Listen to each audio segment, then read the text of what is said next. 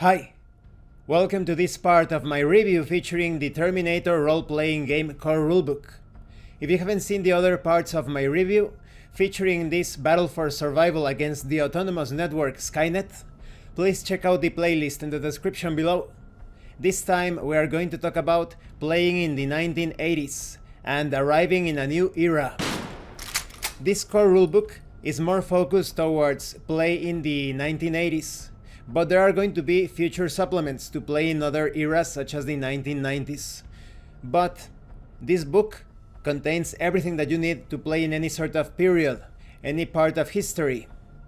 Now, a proper 1980s campaign will reflect the flavor and outlooks of the time.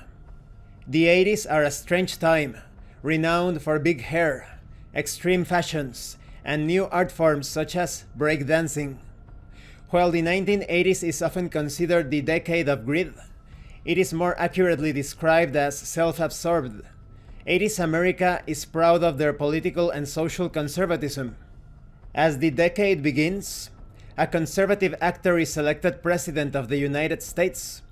While the US faces the Soviet Union abroad, the war on drugs is still in full swing.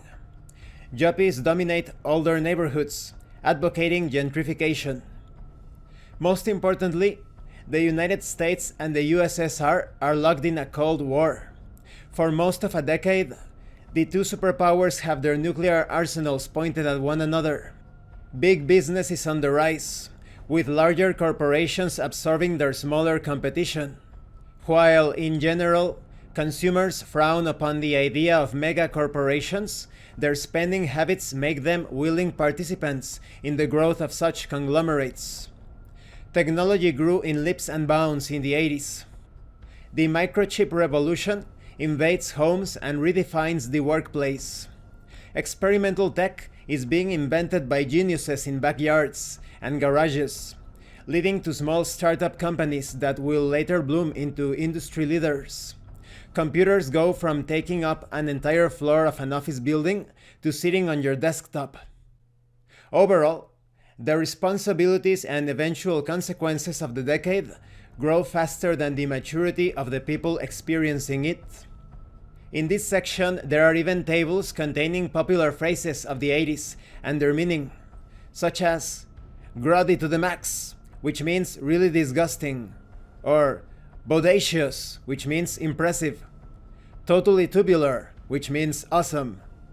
Now let's talk about arriving in a new era.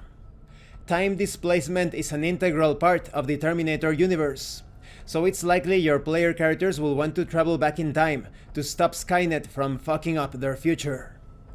Time displacement hurts real fucking bad. When they materialize, your player characters will be disoriented. After a few moments of getting their shit together, the player characters will want to know where they are. You have tables to determine the particulars of this arrival.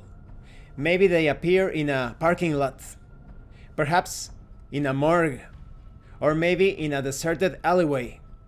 And what about the bystanders? Maybe there are no witnesses. Perhaps there are policemen. Perhaps someone went out for a night walk and that person got mugged and you appear in the middle of the mugging, or perhaps just after the mugging happened. All of this can be randomly determined using these tables.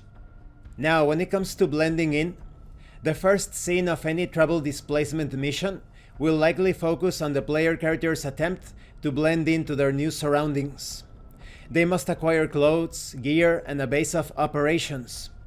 Let's talk about this, the hideout. Let the player characters pick where they want to make their base of operations, and work with them to determine how they manage to acquire it. This, of course, can be randomly determined, and this is a great excuse to have some exciting encounters. Perhaps the characters are going into a basement.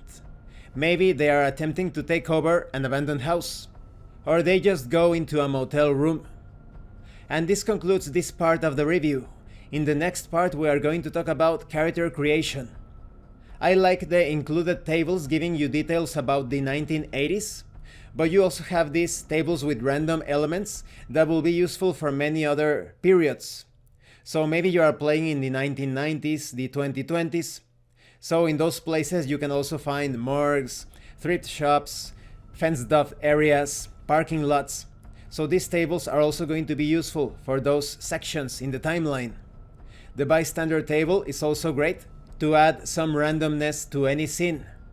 And although the details concerning the 1980s are not exhaustive, they are brief and concise, allowing you to play any sort of mission, experiencing the culture, the politics, and the overall situation of the 1980s.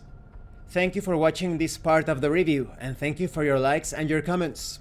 If you have any questions or comments, please let me know. And thank you so much to those of you that are going the extra mile to support the channel. If anyone else wishes to further support the channel, the information on how to do that will be in the description below. Once again, thank you, and see you later.